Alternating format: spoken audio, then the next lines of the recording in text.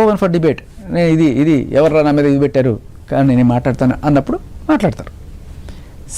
So అది లావణ్య చేసింది, సృష్టి వర్మ చేశారు, ఇద్దరు అదే పని చేశారు. బయటకు వచ్చి డిబేట్లు ఇవన్నీ ఇప్పుడు ప్రపంచానికి అందరికీ మేము కొత్తగా ఇదిగో ఈవిడేనండి ఆ కేసులో మనం చెప్పాల్సిన అవసరం లేదు. వాళ్ళే చెప్పుకుంటున్నారు వచ్చి డిబేట్లో కూర్చో, అవును నేను ఈ కేసు పెట్టాను, ఇది చేశాను అని చెప్పి. ఈవిడ కూడా అదే మొన్నటిదాకా అందరికీ ఓపెన్ సీక్రెటే, మీకు నాకు తెలుసు కానీ చట్ట ప్రకారం మనం మాట్లాడకూడదు. బట్ ఆవిడే వచ్చి నేను ఫైటర్, నేను రిప్లైలు ఇస్తాను, ఆవిడ చేత సంతకం కూడా పెట్టుకున్నట్టు ఆ ఛానల్ వాళ్ళు.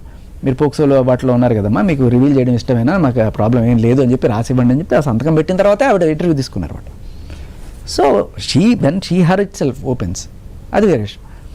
సో ఇక్కడ అసలు పాయింట్ ఏంటంటే ఈ కేసుల్లో కానీ ఇంతకు ముందు కేసుల్లో కానీ వీటన్నిటికీ కూడా ఎవిడెన్స్లు మీరు గమనిస్తే కేసులు అంటారు, ఏదో 100 కేసులు ఏదో డ్రగ్ కేసులో ఉన్నట్టు అనుకుంటారు. సాక్ష్యాలని బయట పెడుతున్నాను అని మాత్రమే నా మీద కేసు. ఒక రాజతరుణ్ విషయంలో ఆ కేసు ఏం లేదు.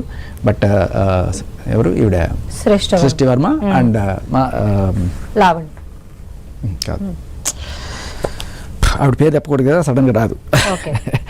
అది హర్ష సాయి కేసులో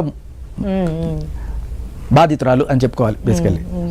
సో ఆవిడ, సో ఈరోజు నాకు ఇప్పటికి కూడా నన్ను రాదు ఆ పేరు తీయడానికి. ఎందుకు అంటే ఆవిడ ఏ రోజు మీడియా ముందుకు రాలేదు, మాట్లాడలేదు. ఆవిడ ఎవిడెన్స్ చూపించినప్పుడు అంటే వాళ్ళ గోడు చెప్పుకోవడానికి మీడియా ముందుకు వస్తే మీరు ఖచ్చితంగా ఖండనం చేస్తారా? నేను చేయను, అడుగుతాము, ఎవిడెన్స్లు తీస్తారు. ఓకే మీరు అంటే వచ్చి వాళ్ళు అడిగినప్పుడు మనం ఇది ఎందుకమ్మా అని అడగకూడదా? సో అడగడం కూడా తప్పేనా? అదేనా మీరు చెప్పేది? అడగద్దు, నిజాలు అడగకుండా నోరు మూసుకొని ఉండాలి. మరి అటు సైడ్ నిజాలు కూడా బయట పెట్టాలి కదా అంటున్నాం, రెండు బ్యాలెన్స్ చేయాలి కదా. సైడ్ నిజాలు చెప్పడానికి ఆవిడే ఉన్నారు. ఇప్పుడు నా మీద ఉన్నాయనుకోండి, నేనే బయట పెట్టుకుంటాను కదా, ఇదిగో వాళ్ళు వాడు ఎట్లా అని చెప్పి నేను కూర్చోబెట్టి పెడతాను కదా.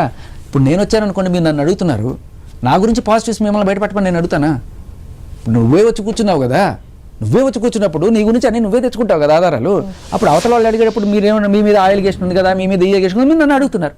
సిమిలర్లీ నేను అడిగాను, మీరు చేసిన పని నేను చేశాను, నా మీద ఎఫ్ఐఆర్ అయింది, మీ మీద కాలేదు. వాళ్ళు ఎఫ్ఐఆర్లు పెట్టుకుంటారు, మనం ఎఫ్ఐఆర్లు పెట్టించుకోవాలి.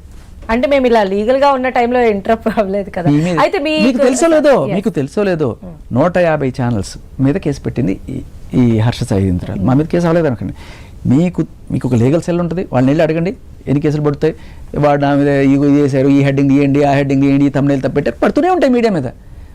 దానికి భయపడిపోయి మన నిజాలు బయట దాపెట్టేస్తే వాట్ ఆర్ వీ? డెఫినెట్ గా దాచేదేమి ఉండదు. న్యూస్ ఛానల్స్ అన్ని కూడా ఉన్న న్యూస్ ని ఉన్నట్టుగానే, వాక్ స్వాతంత్ర హక్కు, పత్రికా స్వాతంత్ర హక్కు, ఇవన్నీ మనకి గవర్నమెంట్ ఇచ్చిన తర్వాత ఎప్పుడో వచ్చిన ఈ రూల్స్ అన్ని కూడా